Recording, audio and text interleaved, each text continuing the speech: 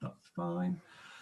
I'd now like to introduce you to our guest speaker, who is Nigel Grizzard. Now, Nigel Grizzard is one of the leading Jewish heritage guides and a researcher. He's an expert on anything to do with the West Riding of Yorkshire. And the talk tonight, which Nigel is going to give to us, is From Clothing to Corona, the life and legacy of Sir Montague Burton. Over to you, Nigel. Thank you very much. That's fine. Right, so good evening everyone. Here we are with my presentation, and it's entitled From Clothing to Corona, the life and legacy of Sir Montague Burton of Leeds. And I'm told we've got a very wide audience. I'm also very pleased to welcome two friends of mine, Jackie and Bob from Leeds, who both used to work in Burton's factory. They also lecture on the topic of Montague Burton. And if I get anything wrong, they'll tell me. I've seen their wonderful presentation. They're watching me tonight. And I'd say that I'm sure there are people who've been involved with Burton's, maybe not just in Leeds, but all over the UK or Arcadia. If they've got anything to contribute, I'd love to see it in the chat or any questions. And after I finish the talk, we can then go to some questions and see how we get on. I'd like first off to dedicate this talk to a friend of mine, the late Philip Wimburn. Philip was very well known as a restaurateur in Leeds. He was very active in the Jewish community. And when I was asking for information about Burton's, he was very keen to tell me about his memories of going with his father to the factory. I saw him out walking in, I think it was in September. A few weeks later, I heard he was ill with COVID, and very unfortunately, he passed away. So I dedicate this lecture to him. So let's move on. From Clothing to Corona, the life and legacy of Sir Montague Burton in Leeds. My name's Nigel Grizzard. I'm originally from London, but I've been domiciled in Leeds since the 1970s. That's a long, long time ago. And in those days, Leeds was a different city, living in a different world. And 40 plus years on, I'm the Jewish Heritage Guide for Yorkshire, and I'm talking about Sir Montague Burton, the clothing magnate. And I think most probably more important as well, the relevance of the great clothing manufacturers of the past to UK PLC of today. So how did my story start? Well, 8 months ago, my friend Dawn Waterman from the Board of Deputies contacted me. She was launching a project entitled Hidden Treasures on Jewish Archives in Britain. And there's a picture of Montague Burton. And this was the picture she showed me. She found this photo, it had been sent to West Yorkshire, it had come from West Yorkshire Archives, and it was at the Sunroom at Burton's clothing factory in Leeds. And she asked me if I would talk about it for about 4 or 5 minutes, do some research on the topic, give a brief talk, and that was the start of a long journey. I met Jackie and Bob along that journey. I've met many other people, and here we are tonight. I did a session for Limud about in October, which I think is 4 months ago. You know, at the moment, no one's sure about time or dates. And here I am in February talking to B'nai B'rith. And if you look at the backdrop where I'm actually, or where I'm speaking from, I'm in the ladies' sewing room at Burton's. And the year is somewhere between the late 1920s or the early 1930s. And there are literally thousands of women working around me. We're in the factory at Hudson Road in Harehills, Leeds 9. And it's a busy complex. Let me just go back a couple of previous. So here we are in this factory. It's a huge place. And at its height, it employed over 10,500 people. And it was really a town within a city with its own medical facilities. And this is one of them, the Sunroom, where people were able to go to get treatment. It had a sports facilities, it had social facilities, and much more. But how did we get to Hudson Road? Well, we need to think a little bit about history. West Yorkshire used to be the textile heartland of the UK, and each town and city had its own special interest. Leeds was men's clothing. Bradford, and I've spoken to you before, was wool. Halifax was carpets. Huddersfield was high quality cloth and textile machinery. And Batley and Dewsbury were towns for shoddy. They were green towns with the recycling of rags to make blankets and other lower grade textiles. And as well as shoddy, I heard this word called mungo, and I wasn't sure what mungo was. And I asked someone I knew who worked in the trade, a guy called Bernard Silver, and Bernard said to me, he said, it's a corruption of the words must go. They said these rags were too poor to do anything with, and someone in Batley said they were able to recycle them. But getting back to the Burton story, the Jews in West Yorkshire came mainly, but not exclusively, to Leeds, and it was a good partnership. Jews who came in the 1880s to about 1914 brought with them tailoring skills, and Leeds was the expanding centre of the UK clothing industry. The mass immigration of Jews to Russia and Poland brought literally thousands of people, both men and women, who joined that tailoring industry.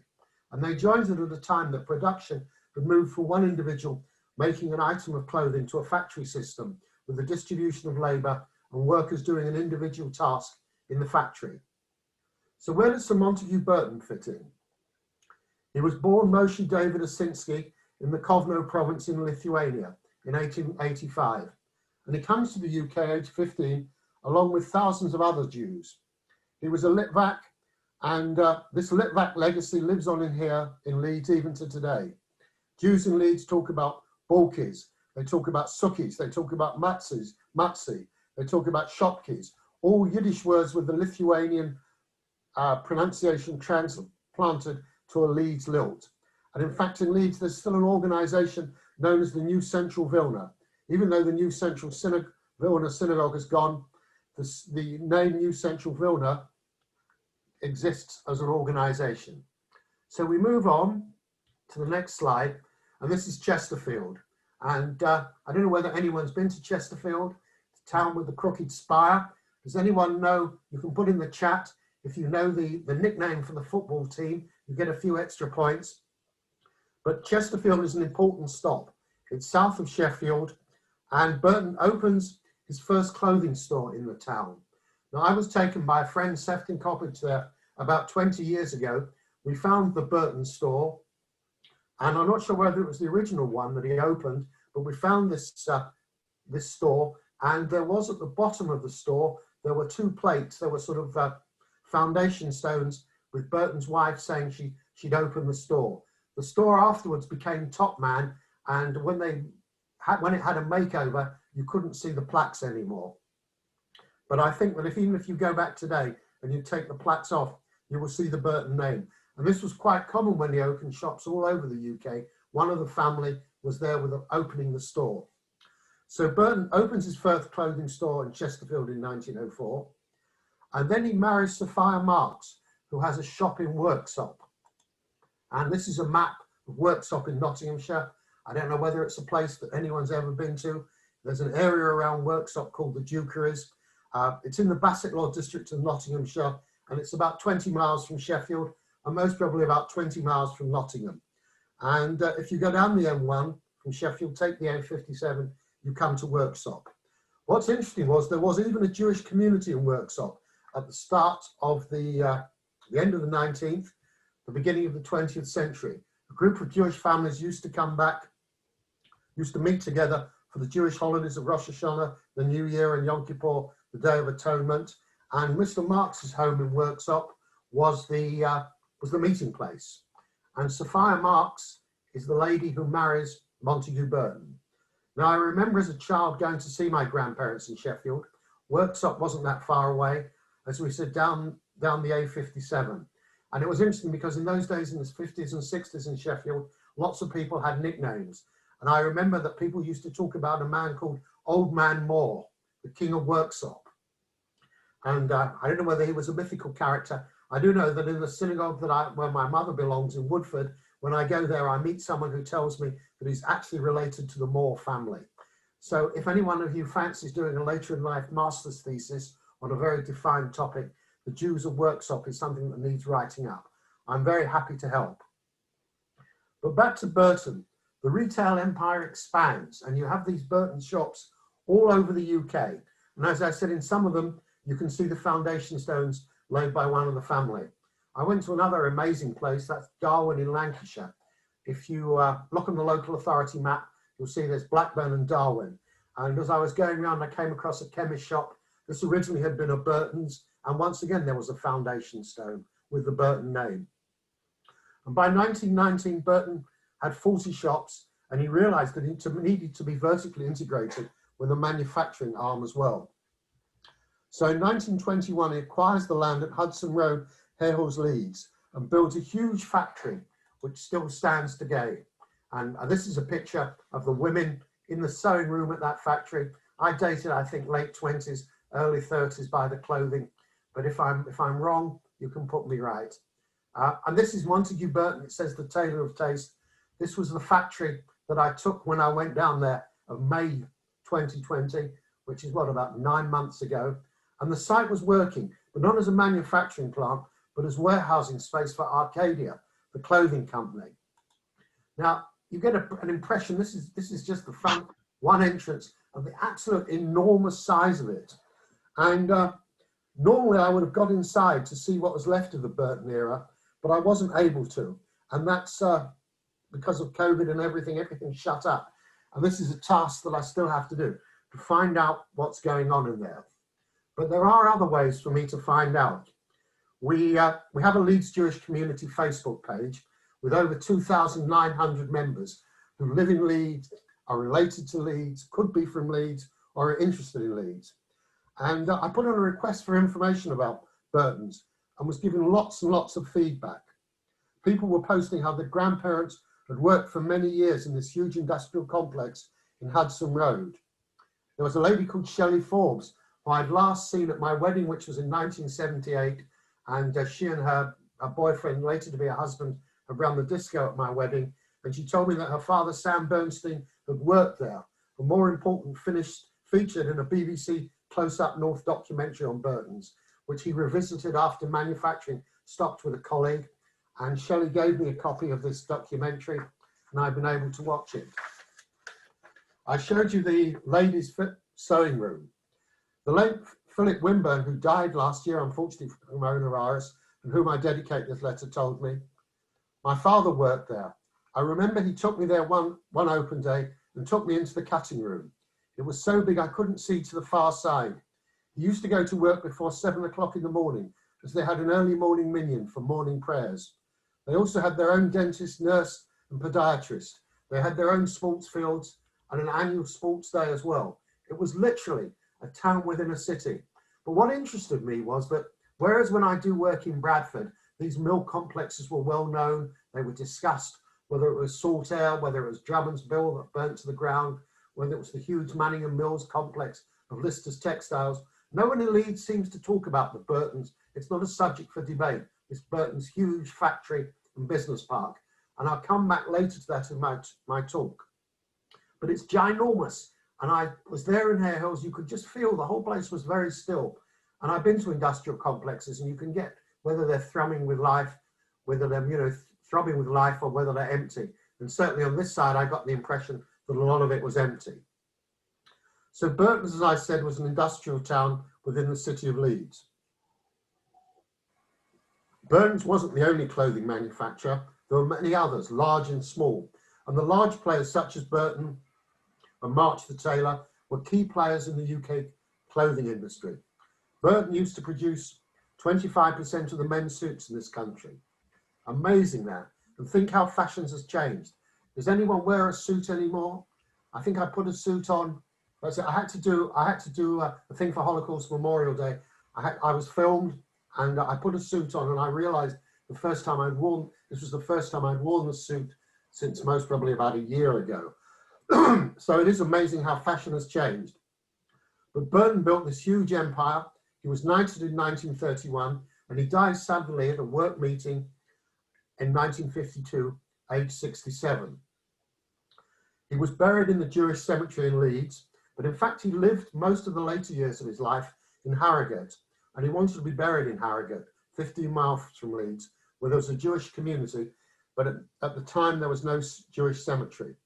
By 1964, the Harrogate community acquired a Jewish cemetery, and Sir Montague and his wife, Lady Sophia, were reinterred in this new Jewish cemetery in Harrogate as the first burials.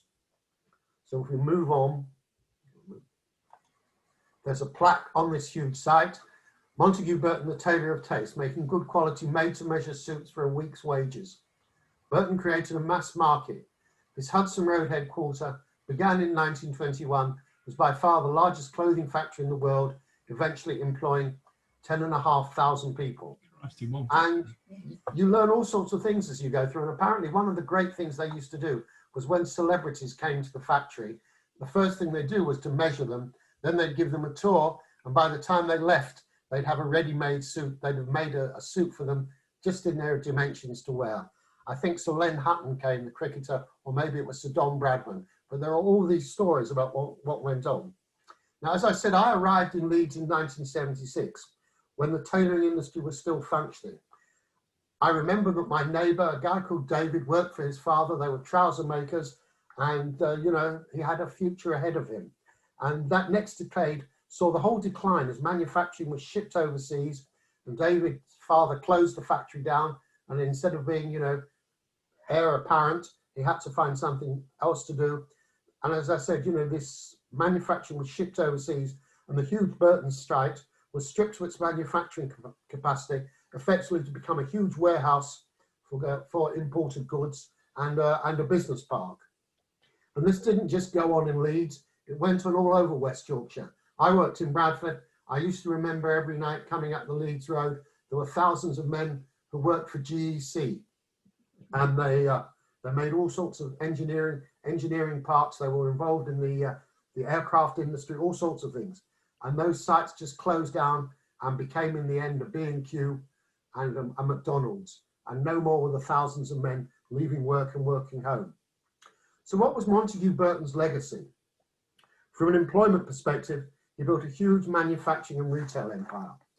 He gave the opportunity of working in a large factory to many first-generation Leeds Jews who became part of a Jewish industrial proletariat in Leeds. And I think that's a very interesting thing, that those who went to work in Burton's had opportunities, but for many of them, because they didn't go into self-employment, they became employed, they became this industrial proletariat. He was a very generous funder of many institutions. He funded a professorship at the Hebrew University of Jerusalem, and he funded charities and Jewish projects in Yorkshire.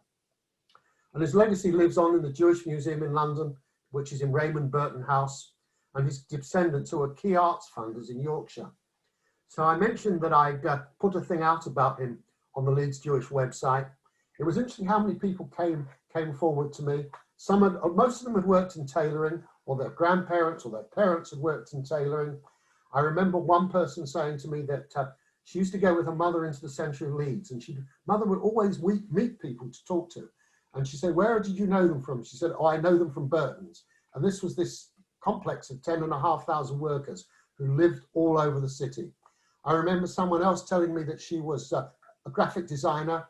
She'd just left art college, she wanted a job, and she went to work for Burton's. Another person whose parents were pharmacists told me she was always threatened by her parents that if she didn't do well with her studies, she'd end up working in the tailoring room for Burton's. And she told me she did well with her studies. She became a work study officer. And where did she end up working? In Burton's. So all of these stories have a resonance. But I wanted to move forward to the present. For the last 320 days, I've been dabbling going to a morning service online on Facebook in the morning with Leeds' United Hebrew congregation. And this is the oldest, this is the oldest of the Leeds synagogues. And it was always the place that a lot of the textile manufacturers belonged to. In fact, when they had a big tailoring strike in the 1880s, when Scab Jewish label was sent up from London to break the strike, there ended up being a meeting between the unions and the masters in the Belgrave Street Synagogue. Belgrave Street Synagogue's no more. In fact, the building that replaced it has gone through a number of iterations. But what's interesting is that the pulpit from the Belgrave Street Synagogue has been reused and still exists in a synagogue on Shadwell Lane, which isn't that far from me. It's most probably about 5 minutes walk, and that's where the United Hebrew congregation is. Now, back in April last year, there was a PPE crisis. And what was interesting was reading the chatter at the morning service on Facebook, where some of the former clothing manufacturers and their colleagues lamented how UK PLC had failed, that we were a supplicant to China, a supplicant to Turkey, and thus when we came to PPE, no one was sure that the stuff we brought in was fit for purpose and we weren't manufacturing it ourselves. And the manufacturers were saying that if they were still running the factory, the issue could have been sorted here in Leeds. Now, I don't know how many of you are Jewish Chronicle readers. It used to be when I was growing up that everyone had the Jewish Chronicle in their home. A lot of people now don't necessarily get it. They get it passed on to them. They read it online. They read it through some app. But there was a very interesting article by Norman Liebrecht, who wrote on a similar theme about manufacturing. And he wrote about former Prime Minister Harold Wilson. I think most of you remember him from the 1960s and 1970s, and his links with Jewish manufacturers of yesteryear, and how they would have been able to get Britain out of a tight spot. Now, 50 years ago, the Jews were here in the north of England, the North's major manufacturers. Burton in Leeds, together with another number of other factories, large and small. There was S.R. Gent in Barnsley, who employed over 4,500 people, which was run by Peter Wolf. There was Two Shirts in Wakefield, run by Isaac Donner. There was a firm called Peter Black, Keithley's main employer, who supplied Marks and Spencer's and had over 3,000 employees. There was Drummond's in Bradford, run by the Strouds. There was Lister's, run by Justin Kornberg in Bradford, who made velvet. There were the Jeromes in Shipley. There were Kagan Textiles in Elland, and many, many more. And it was interesting, if you picked up any sort of charity brochure from the 50s, 60s, and even the early 70s, from Leeds or Bradford Jewish communities, all of these manufacturers advertised. Now they're all gone, moved abroad. The tailoring industry, or in Yiddish as they used to call it, the Schneiderei, and that just wasn't the tailoring industry itself, but all it was encompassed, as it was once described to me, has gone. And when I took young Jews around the former tailoring areas, it wasn't even a memory. It was too far removed from their current families. It was their grandparents and great-grandparents.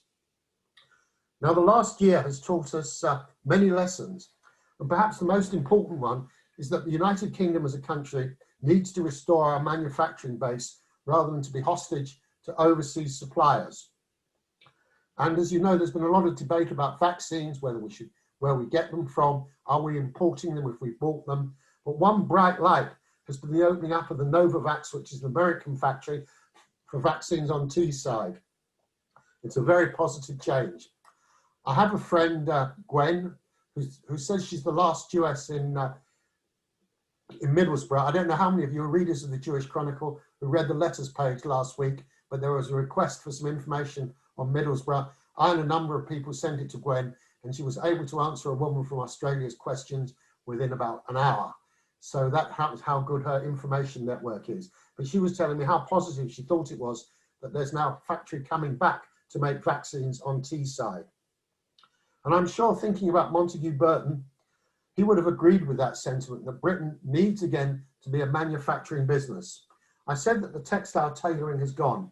It has in terms of the large manufacturers in Leeds, but I went to an exhibition in Salts Mill in Bradford in October 2019. It was a textile exhibition, and there was work still going on. There were different textiles being made, not in huge mills, not in large factories, but in small streamlined premises, and also textiles using carbon fiber to make artificial joints. And I remember also I had one surreal experience in Poole in Wharfdale. I went to one textile factory. I took a Scottish guy with me. He was from Scottish heritage, and he was quite put out to find that there were English designers who hadn't even been to Scotland who were designing the new textiles to be made for Scotland. Not the new textiles, the new kilts and tartans to be made for textiles. So textiles is slowly making a comeback, not as a mass employer, but certainly as becoming again as a mass manufacturer. Now, as we mentioned, Burton's disappeared. It became taken over by Arcadia. And when I gave this talk last year to Limud, Arcadia, the holding company, was still trading. We all know that in November 2020, it hit the buffers and went into administration. And as you read the papers, you know it's being sold off bit by bit. And the question I had is, what will happen to the Leeds site once a factory now used for warehousing but with enormous potential? In fact, earlier this week, it was on, the days seem to run together, don't they? I think it was yesterday. I was in touch with Sam Chambers, who is the property correspondent of the Sunday Times Money section. He'd been writing about all these changes with Boohoo and ASOS taking over the remains of Debenhams and Arcadia. And I said to him, as the property man, as well as the shops, there's this huge site in Leeds. Now, the first question you can imagine was, who actually owns the huge site? Does Arcadia own it, or is it been siphoned off into a shell, into someone else's companies? But the key question is, what will happen to this site now? Because it's not being fully used. Will the new owners of whoever buys bits of Arcadia turn it round?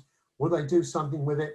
Will it be an office development? Now, you could have said a year ago, yes, office developments are wanted, but are people going to go back? Will office developments be the same after COVID?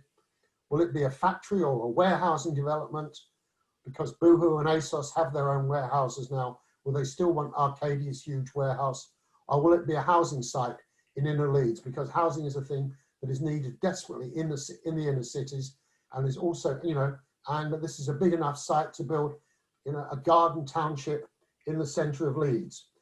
From my own point, I want to get inside that site. I can see Jackie and Bob are watching me now. I think they'll come with me because we want to see what's left, what's inside there.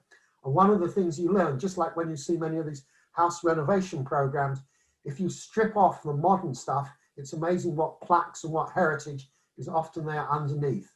So I want to get around that Burton site, maybe take a few ex-Burton workers with me so we can sit and make, you know, with the mobile phone, and we can film them talking about what it was like. There are still people there with those memories. So that's the challenge. And there's a lot more to write about the Burton story. And I think once we get inside the factory, once it comes up for sale, or what happens to it, there's a lot more to write. I believe that Montague Burton, if he was around today, would be wanting to get back into manufacturing. He would have realized that the move overseas wasn't the right thing. We had problems with all sorts of quality with distribution. He prided himself on the quality of his goods. He prided himself on what he did. So now really, let's have time for a discussion, how we can go forward. And maybe I'm happy to talk about, you know, manufacturing in UK PLC. So thank you, ladies and gentlemen, for listening to me. And now it's over to you. Okay. Thank you very much indeed, Nigel. Could I just ask you something? Could you just chart for us the rise of the retail empire? How, you know, we started off and you showed us his first shop. How did it? It just expanded and expanded because he became, you know, it was like many of the retail empires. You want to have a shop in the town centre in every city. There were big shops in Leeds, there were shops all over the place. And he just managed to expand it. As today, many shops have expanded in the past and contract. And then a lot of the Burton shops become top man shops. And then the group, as you know, expand. Ralph Halpern ran it later on. It goes through a number of owners, and then it becomes Arcadia later on. But the key thing was to have the retail premises and to turn the retail premises around, to remarket and rebrand them. And some of the old Burton shops, if you look at the pictures, were huge, substantial premises. Fine. Right, let's see. Has anyone got any questions? If you'd like to put it in chat, it would be actually easier for me to see that. Other than that, if you just raise your hand, and let's see what we can do here. Jeff Wolfson has raised his hand. Jeff, if you would like to unmute yourself. Yeah.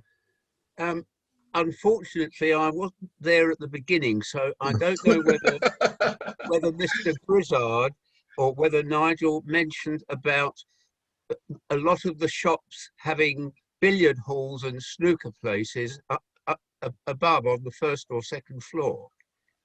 I didn't know that. Tell me some more about it. Well, if you look at, I mean, I think I heard a talk not so long ago, and if you look at the Burton facades, they tend to be, especially the large shops, tend to be more or less the same. And one of the ways of getting customers into Burton's was because the billiard halls and snooker halls years ago were places where, you know, it was one of the places where men of all ages congregated. Right.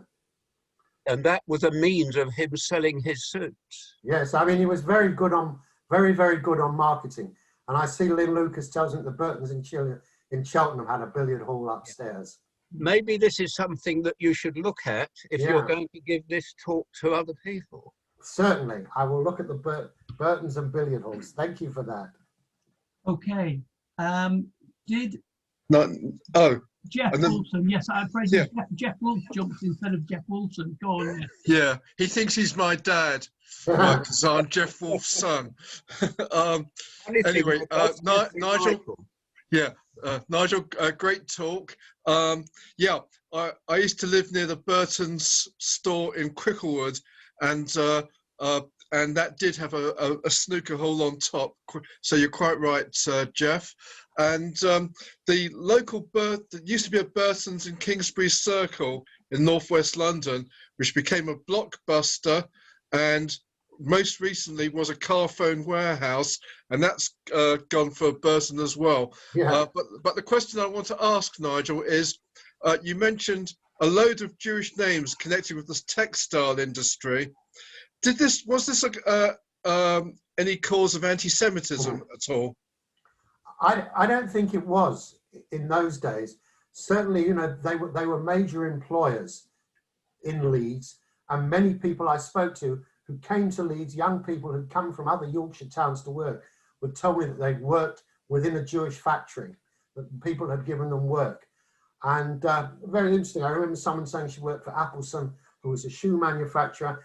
And I think, you know, this wasn't unique to Leeds. I remember my cousin married a girl from Brooklyn, and we stayed with her, with the bride's relatives, and they were in Lower Manhattan, and they had, they made bags, and they had about 70 employees. And just like the manufacturers in Leeds and West Yorkshire closed down, so they closed down their factory in Manhattan and became importers, and they didn't become employers.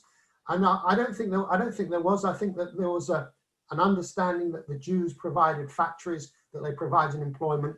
They also provided employment for lots of members of the Jewish community to work in those factories, which was interesting. If you looked at a community like Sheffield, where the main industry was the steel industry, most Jews ended up becoming self-employed or going into the professions. And there wasn't in the same way a working class group of people. It's a very interesting phenomenon. Then now we have David Summers. David, would you like to unmute yourself? And I can see that Warren's waving his hand at me. So David got in first on chat. Okay, thank you, Nigel. A couple of points. I'm familiar with Jackson the tailor. Was there any relationship between Jackson the tailor and Montague Burton? Secondly, was the cloth that Montague Burton all sourced from the UK? I assume it, or did he import some of it? I wonder if you could expand on that. Thank you. Right. So most of the people who were the major textile manufacturers or the major clothing manufacturers in Leeds knew each other. There weren't that many large ones. There were smaller ones as well. They would have known each other most probably through the Joint Israel Appeal, because everyone was linked through that, giving to charity, through the Leeds Jewish Welfare Board, which was originally the Board of Guardians, because there was an expectation that if you were, you know, a large factory owner in Leeds, that you contributed something towards charities. And then most probably, a lot of them were members of the same synagogue, and most probably sat together. Leeds was divided when I arrived in 1976. There was a place called the Vilna, which was a former cinema, a huge, vast place. I don't know whether any of you went in it, but it was the Kingsway Cinema. It closed in 1958, and the workers wanted a new synagogue, and they realized it was too expensive to buy a synagogue. So in the Jewish suburb, there was to build a synagogue. So they bought an old cinema and they turned it into a synagogue. That was regarded as the workers' synagogue. The masters were in two of the other synagogues. So they knew each other. I mean, Leeds is a very small place. But today I can't think of anyone who is a large manufacturer in the same way that there was in the past. or, you know, there are a number of employers. And the other interesting thing about the Leeds Jewish clothing manufacturers was that they weren't just big figures in Leeds, they were important figures nationally as well. And then if you ask where material comes from, good class material came from Huddersfield. They made fine textiles there. They made wool. Wool was spun in Bradford. And in fact, I don't know whether any of you have been up to a place called Gala Shields. It's known as Gala. And I went there and I saw a Next shop, and that was in Huddersfield Street, which showed the link that the textile machinery from Huddersfield had gone up to Gala Shields. And there were lots of people involved in there, and there were a number of Jewish entrepreneurs who were involved in all sorts of places. I recently acquired some postal history that was sent to a person called Flat Owl, who were rag merchants in Batley. And they're pulping the rags to make textiles again for industrial uniforms. So there were Jews in all sorts of areas, you know, of the industry. And if you remember, I think Alan will know, there was a West Riding Lodge of B'nai B'rith. And if you could find any of their old brochures with adverts, you'll see a lot of those manufacturers mentioned in. But it's, you know, it's grandparents of people now, and it's forgotten in the main way. Talking about the woolen industry and worsted, I actually did my chartered accountant articles in the London branch of a firm of chartered accountants that are still there in Huddersfield, in the same office, in the same building that they've been for over 100 years.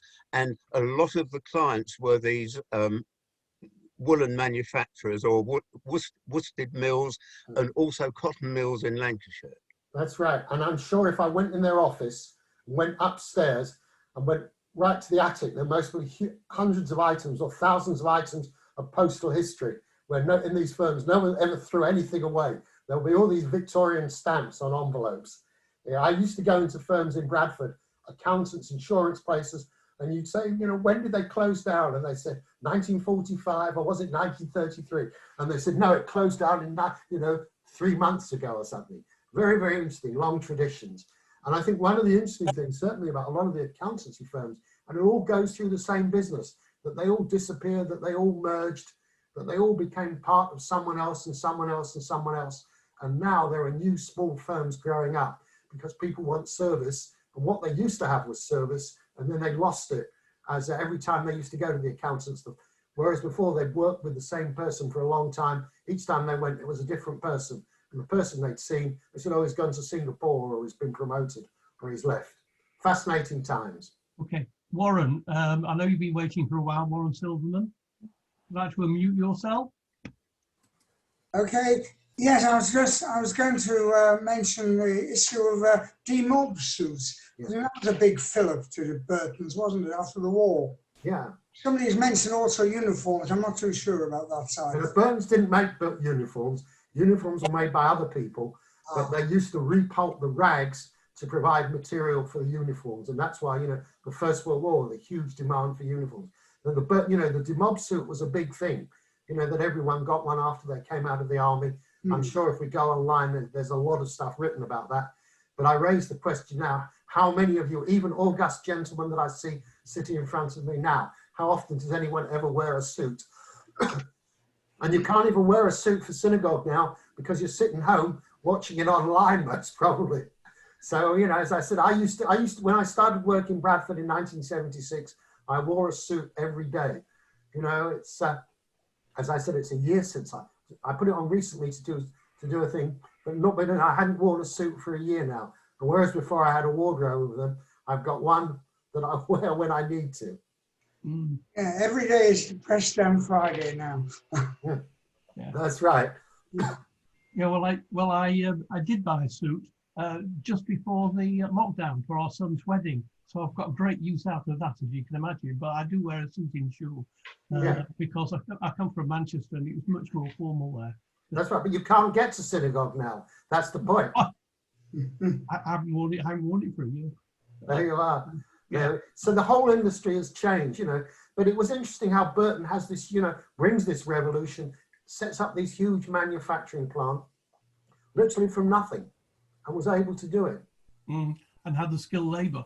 Yeah, the labor comes, and I think, you know, Bob and Jackie, who are here, can tell lots more because they worked inside it. But, you know, it was a place where you trained staff, where you looked after staff. The same thing that Marks and Spencer's had, this idea of looking after your employees, that a happy employee is a productive employee. I said there was someone registered for tonight's talk who hasn't actually logged on, but they're originally from Leeds and their family were John Collins, the tailors. So I'm sorry he didn't turn up. Yeah. There's the competition. Right, has anyone got any other questions that they'd like to ask Nigel while he's here? Or remarks about the industry? Could I ask? I've had my hand up.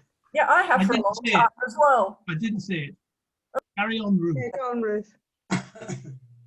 Ruth, carry on. Okay, well, two very quick things.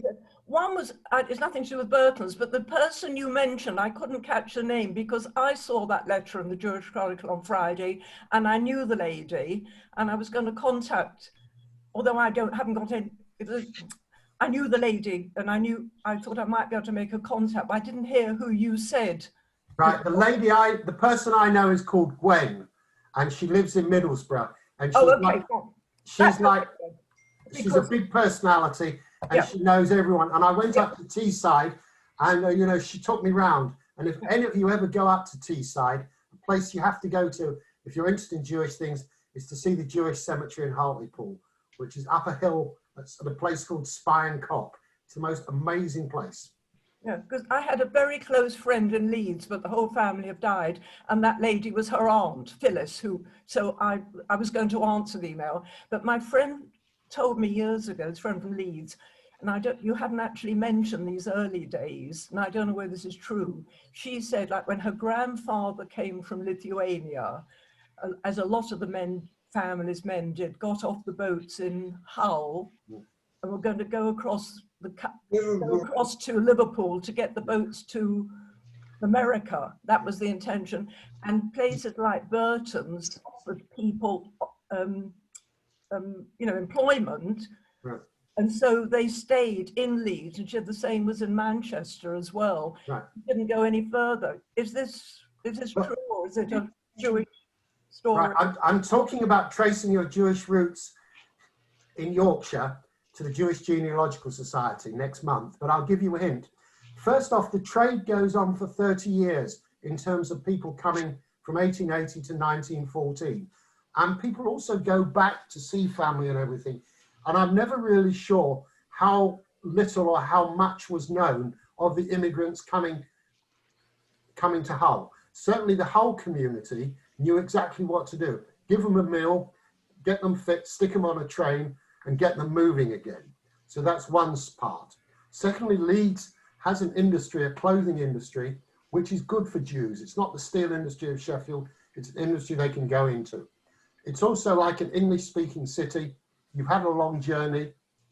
You think maybe enough is enough. You'll settle there.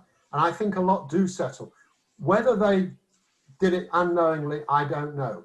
As I said, the travel trade and the shipping lines had it. And if you go, is anyone here from Hull?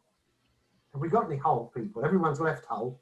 But if you go to Hull, at Hull Paragon Station, there is a plaque which commemorates 2 million people.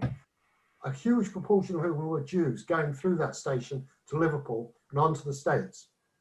Now, where Leeds and Manchester focus, or come into this story, especially Leeds, is that Jews come to Leeds and they settle.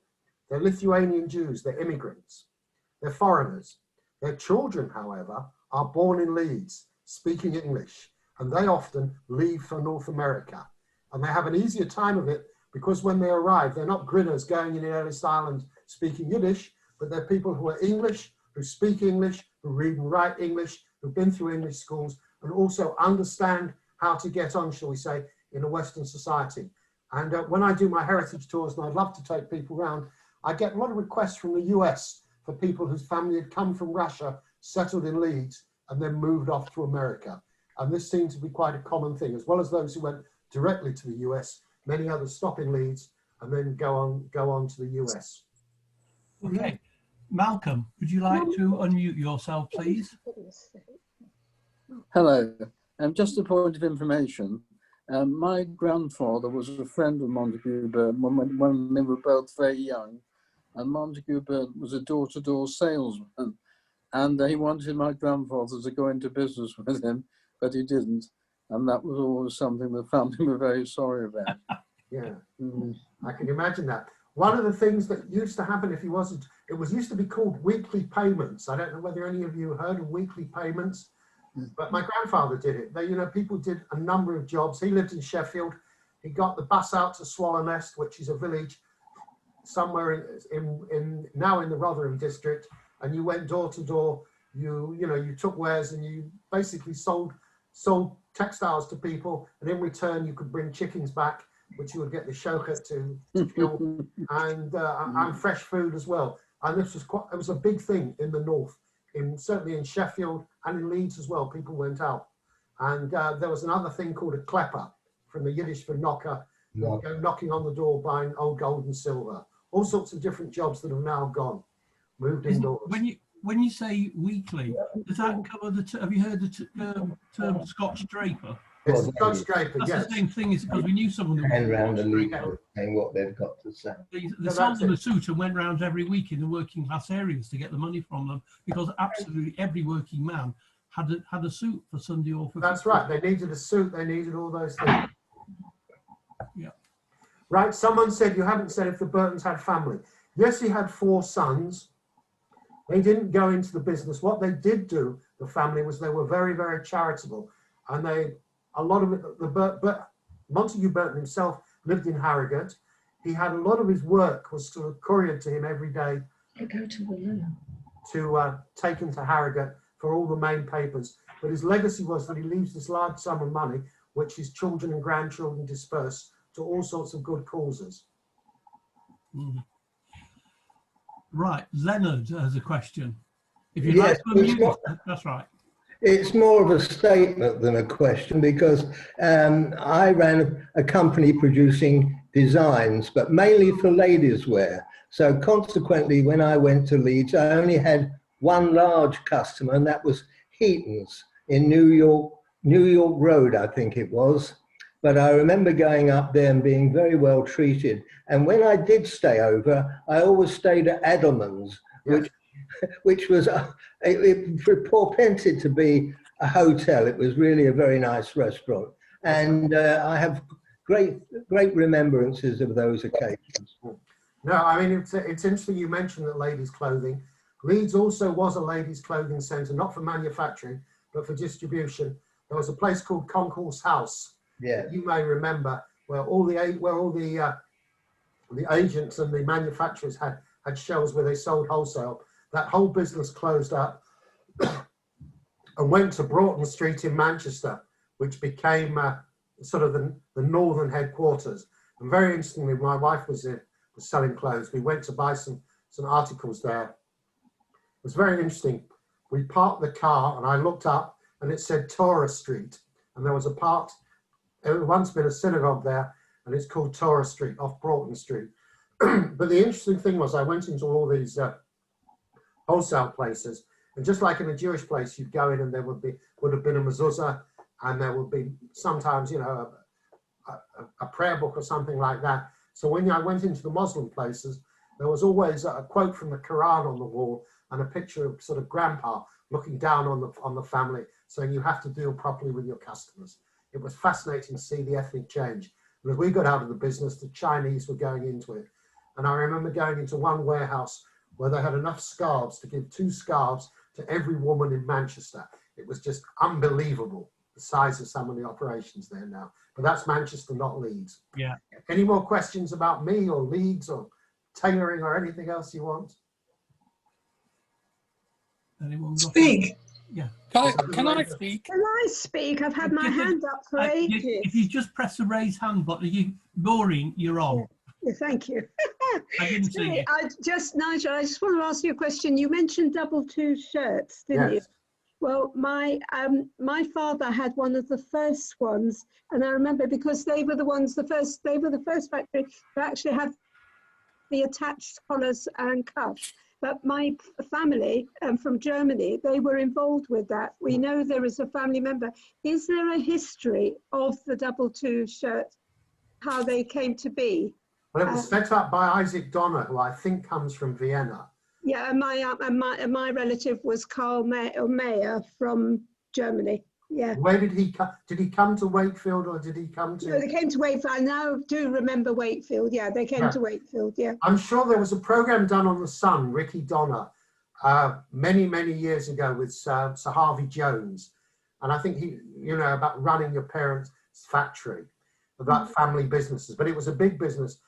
It's still going. It's near the brand new Hepworth Art Gallery, and I'm sure it's like all of these things. Just stick in, you know, double two shirts and see where. Okay.